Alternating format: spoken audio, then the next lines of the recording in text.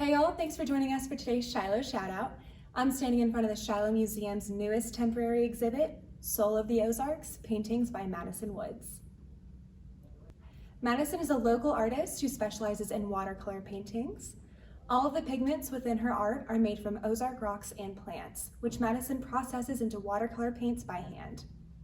Madison is a featured artist in INTERFORM's Assembly, a month-long multimedia art experience throughout downtown Springdale during the month of June. The Soul of the Ozarks exhibit, also referred to as Wild Ozark, will be on view at the Shiloh Museum all month long as a part of Assembly. In addition to a selection of Madison's artwork, within the exhibit you will find examples of various Ozark-made pigments, a video overview of Madison's paint-making process, and much more. In the words of INTERFORM, the Assembly program is a kaleidoscopic project created to bring together, cultivate, and spotlight artistic talent in the region.